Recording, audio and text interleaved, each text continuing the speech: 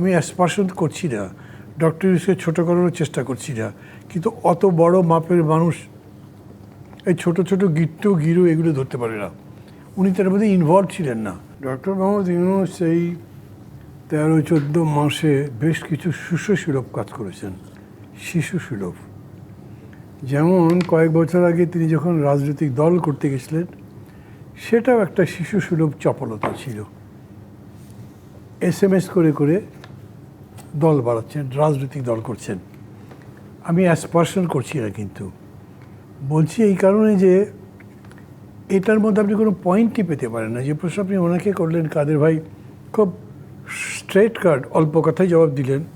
কিন্তু আমি বলি একটা বড় ইস্যু ধরেন পিআর, তো পিআর ওইখানে জনাব তাহের এবং মির্জা ফখরুল ইসলাম আলমগীর মিলে বলবে আচ্ছা ভাই আমরা এটা একমত হলাম, এটা একমত হলাম, হয়ে যাবে। তাই তারা এটা মাঠে নিয়ে গেছেন, তাদের whole party involve.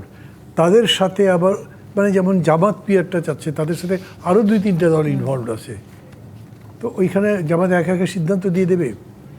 Doctor Yunus যখন লন্ডনে তারেক রহমানের সঙ্গে বৈঠক করে নির্বাচনের তারিখ ঘোষণা করেছিলেন, মনে আছে আপনার?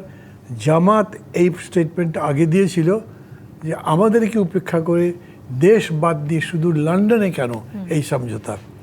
একই কথা তো এখানে উঠতে পারে। এখন আসলে আলোচনা কোথায় আটকে আছে, এটা খুলে যাবার সম্ভাবনা কি, সেটা আমরা যতখানি জানি, মানে আমি আবার বলি আমি অ্যাসপারশন করছি না, ডক্টর ইউনূসকে ছোটো করানোর চেষ্টা করছি না, কিন্তু অত বড় মাপের মানুষ এই ছোট ছোট গিরু এগুলো ধরতে পারে না। উনি তার মধ্যে ইনভলভ ছিলেন না। আটকাচ্ছে কোথায়? সংবিধান বিশেষজ্ঞদের যে কমিটির পরামর্শ আপনার এই ঐকমত্য কমিশন নিয়েছে, সেই পরামর্শের মধ্যে খুব বড় গলদ আছে বলে আমরা মনে করি। তারা বলছেন এখন জুলাই সনদকে আইনি রূপ দিতে গেলে প্রধান উপদেষ্টা বা এই সরকার একটা বিশেষ সাংবিধানিক আদেশ দেবেন, তার আলোকে একটা গণভোট হবে, একই দিনে গণভোটও হবে, জাতীয় সংসদের নির্বাচন হবে, এইভাবে ওগুলোকে বৈধ করে নেওয়া হবে। কিন্তু সেটা কি সম্ভব? প্রথম কথা হচ্ছে প্রধান উপদেষ্টা কি এরকম একটা সাংবিধানিক বিশেষ সাংবিধানিক আদেশ দিতে পারেন? ওনারা কনস্টিটিউশনাল এক্সপার্ট, কথা বলা তো মুশকিল। আমি তো কনস্টিটিউশনে কিছুই বুঝি না, মানে বক্তৃতায় রাজনীতির কারণে যা শিখি, আমি এটার সুযোগ দেখি না। গণভোটেরও একটা সমস্যা আছে, যদিও এইখানে সলিউশনের কথা বরঞ্চ সালাউদ্দিন সাহেব বলেছেন। উনি বলেছেন আমরা গণভোট মানতে পারি, কিন্তু এখানে নোট অফ ডিসেন্ট আছে।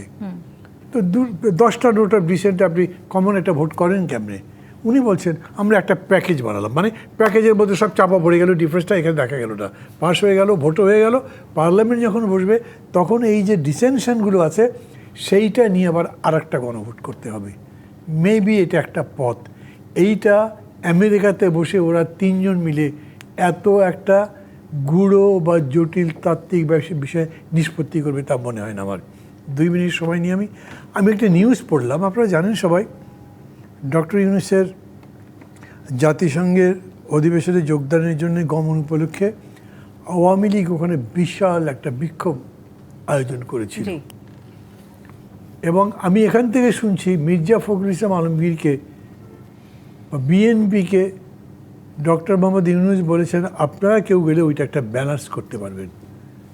জানি না ডক্টর ইউনূস এতখানি রাজনৈতিকভাবে সমৃদ্ধ চিন্তা করতে পেরেছেন কিনা, কিন্তু পরে দেখছি ওই জায়গাতে বিএনপি একটা রোল প্লে করছে, তারও পাল্টা কর্মসূচি দেওয়ার গণজমায়েত করবে বলে তারা জানিয়েছে। এবং তার ফলে এখন এমবাসি, আমাদের বাংলাদেশ হাই কমিশন সহ ওরা তৎপর, কারা কারা এইসব করছে তাদের ভিসা বাতিল করে দেবে, পাসপোর্ট সিজ করবে, কিছু একটা অ্যাকশন করতে পারে, এই সমস্ত কথাবার্তা বলা হচ্ছে।